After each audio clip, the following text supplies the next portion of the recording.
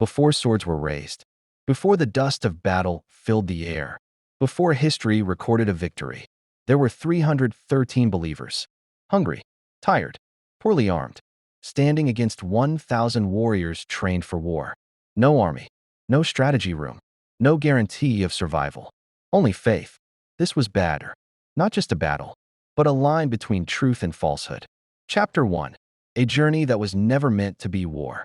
It did not begin with drums of battle or the sharpening of swords. It began quietly, as a caravan.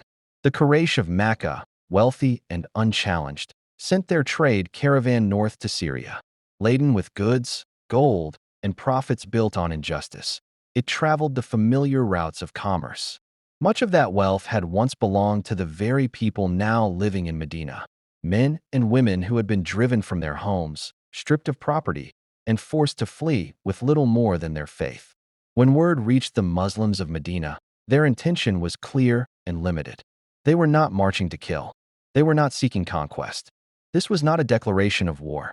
It was a stand for justice, an attempt to reclaim what had been stolen from them without a single blade being raised.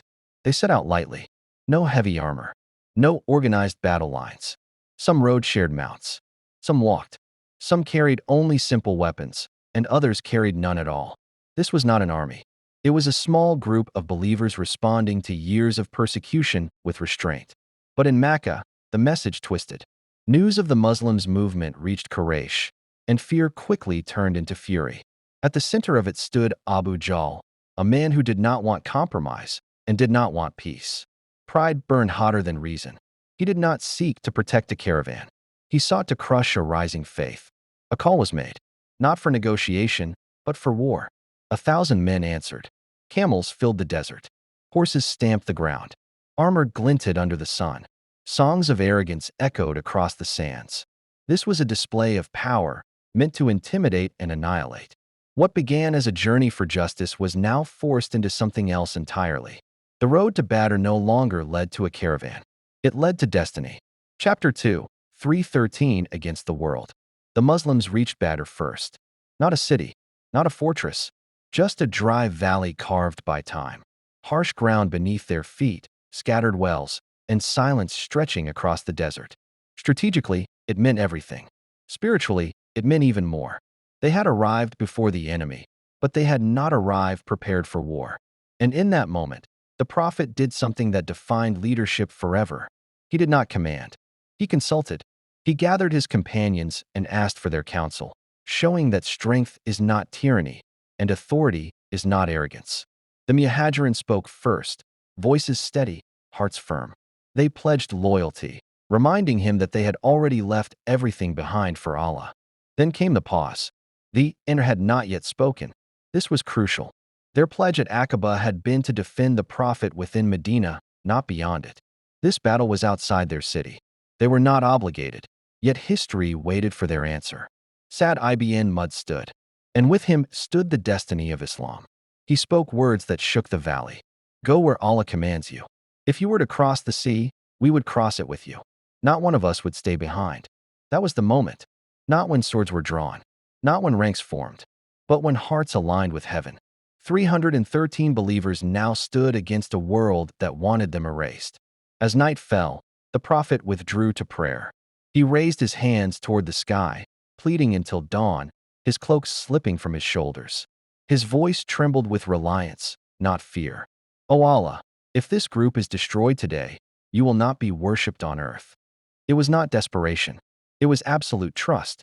And the sky listened. Chapter 3. The Night Before Battle. That night, before a single sword was raised, Allah intervened. The desert, which by day had been harsh and unforgiving, changed under the will of its creator. Rain fell, gentle upon the Muslims, firming the loose sand beneath their feet and giving stability where there had been none. On the enemy's side, the same rain became a trial, turning the ground into heavy mud, slowing movement and draining strength. What appeared to be weather was, in truth, strategy from the heavens. Then came something even greater. Peace descended upon the believers. After days of fear, exhaustion, and uncertainty, sleep overtook them.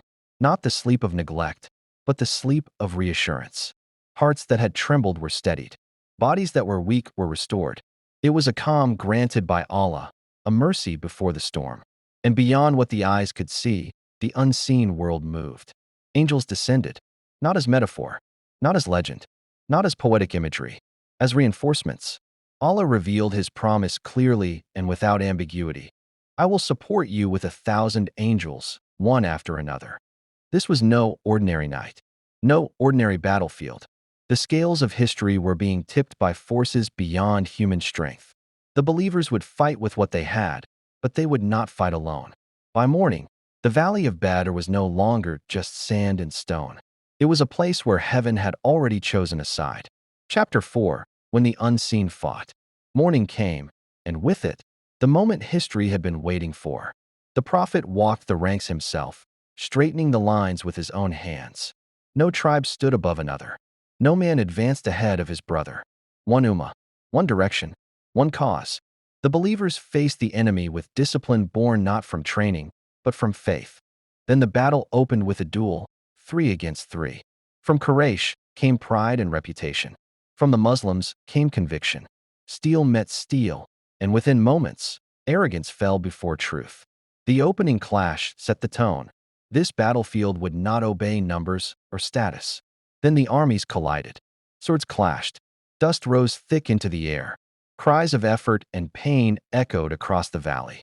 To human eyes, it looked like any other battle. But within the ranks of Quraysh, something was wrong. Fear spread without explanation.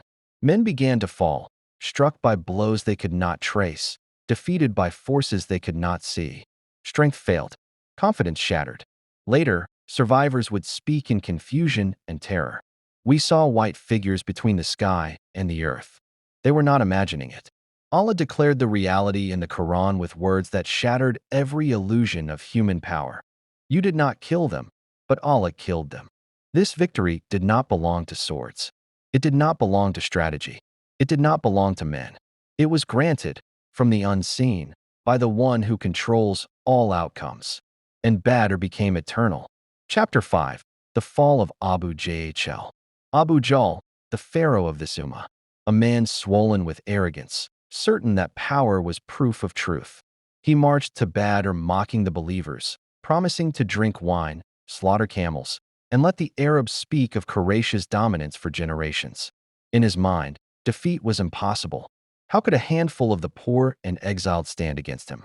But the battlefield does not honor pride. As the clash ended, Abu Jahl was found not standing victorious, but lying in the dust, wounded, broken, and gasping for breath. The man who once terrorized Mecca was brought low, not by kings or commanders, but by 2 young boys from the Ansar, teenagers whose hearts were filled with faith, not fear. The strongest symbol of Badr was written in that moment. Power without truth collapses instantly. When Ibn Mas stood over him, Abu Jahl still clung to arrogance, asking who had won. Even in death, his pride refused to bow. Yet history had already answered. 70 from Quraysh lay dead. 70 more were taken captive. The elite of Mecca shattered. Their myth of invincibility destroyed. Badr was no longer just a battle. It was a declaration. Tyranny ends, arrogance falls, and truth, no matter how small it begins, will always outlive power. Chapter 6. Lessons from Badr. For today, Badr is not a story locked in the past. It is a mirror held up to every generation that feels overwhelmed, outnumbered, or powerless. Its lessons are as alive today as they were on that desert plain. Badr teaches us that victory is not found in numbers, weapons, or strategy alone. It is found in obedience. The believers had little, yet they followed Allah and His messenger with complete trust. And that trust changed history. When reliance is sincere, divine help arrives from places unseen and unexpected. Badr also teaches that dua is not symbolic. It is a weapon. The prophet raised his hands in desperate supplication, so intense that his cloak fell from his shoulders. Before swords were lifted, hearts were turned to Allah. And Allah answered, "The unseen world is real." Angels fought where human eyes could not see.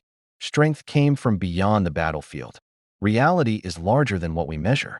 Badr shows us that when truth stands firm, falsehood panics.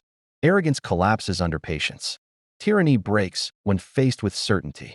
Allah declares, And Allah had already given you victory at Badr when you were weak.